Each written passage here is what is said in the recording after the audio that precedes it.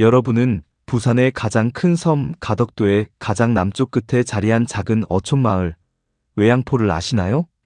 지금은 파도 소리만 들리는 이 평화로운 마을은 사실 대한민국 근현대사의 가장 거대하고도 아픈 상처를 고스란히 껴안고 있는 곳입니다.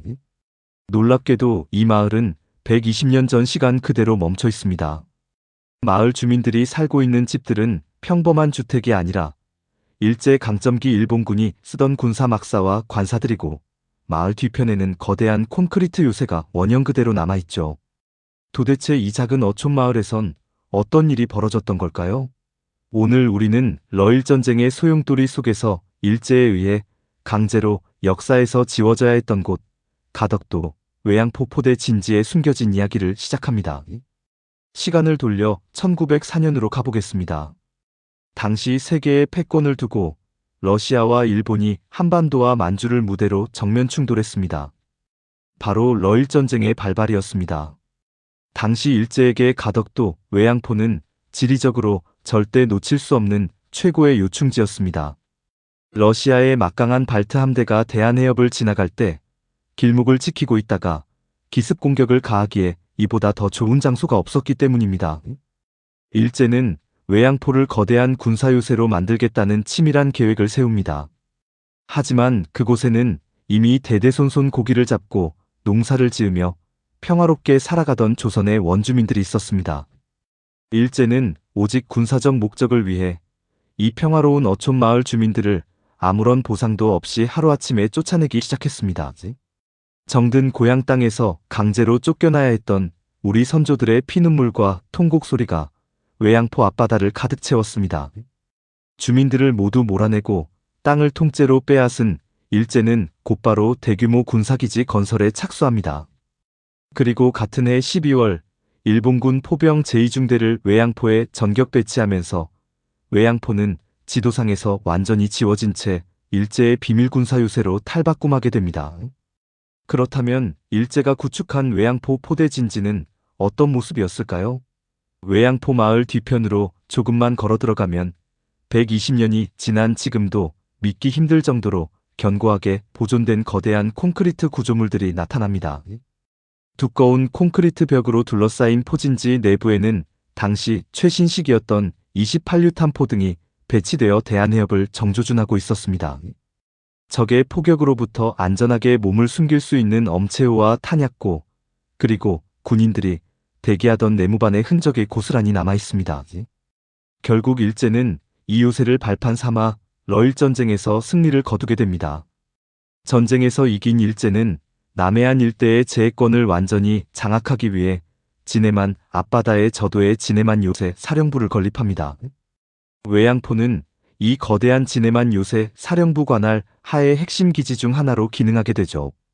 세월이 흘러 1909년 8월 30일 군사전략적 변화에 따라 진해만 요새 사령부가 마산으로 이전하게 됩니다.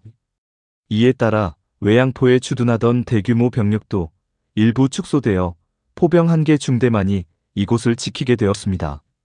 하지만 규모가 줄었다고 해서 요새의 기능이 사라진 것은 아니었습니다. 일제는 1945년 해방이 될 때까지 수차례에 걸쳐 대대적인 보수공사를 거듭했습니다.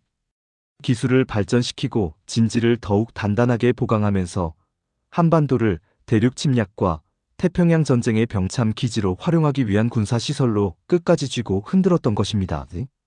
1945년 8월 15일 마침내 그토록 바라던 광복이 찾아왔습니다.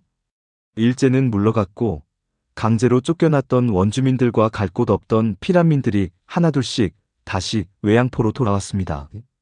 하지만 고향 땅으로 돌아온 주민들을 맞이한 것은 폐허가 된 기지와 일본군이 남겨놓고 간 군사 건물이 전부였습니다.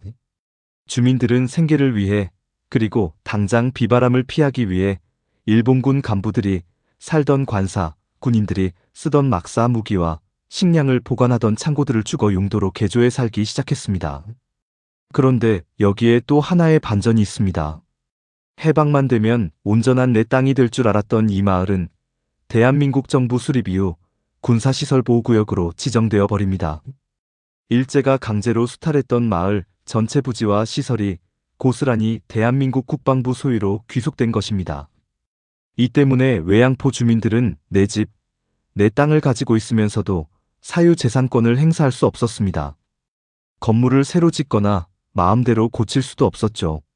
주민들은 국가로부터 가옥과 땅을 임대하는 형태로 수십 년간 불안한 거주를 이어와야 했습니다.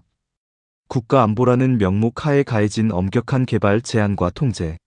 하지만 아이러니하게도 이 개발 제한 덕분에 외양포는 전국에서 유일하게 일제 강점기 군사유세의 형태를 원형 그대로 보존할 수 있게 되었습니다. 지금의 외양포 마을은 마치 타임머신을 타고 과거로 돌아간 듯한 기묘한 분위기를 풍깁니다. 적산가옥이라 불리는 일본식 건물이 수십 채 남아있고 포대 사령부실과 사무실, 헌병대 막사로 쓰이던 건물들이 골목길 곳곳에 그대로 살아 숨쉬고 있습니다. 비록 아프고 치욕스러운 역사이지만 우리는 이 흔적들을 지워버려서는 안 됩니다. 잘못된 역사를 잊지 않고 기억하기 위해 떠나는 여행, 바로 다크 투어리즘의 가장 대표적인 현장이 바로 이곳 가덕도 외양포이기 때문입니다. 120년 전 일제의 군합 아래 짓밟혔던 우리 선조들의 아픔과 해방 후에도 온전히 고향을 돌려받지 못했던 주민들의 애환이 서린 곳. 이번 주말에는 단순히 아름다운 바다를 보기 위해서가 아니라 우리가 절대 잊지 말아야 할 역사의 무게를 느끼러 가덕도 외양포 포대 진지로 발걸음을 옮겨보시는 건 어떨까요? 오늘 이야기가 의미 있었다면 구독과 좋아요, 알림 설정까지 부탁드립니다. 시청해주셔서 감사합니다.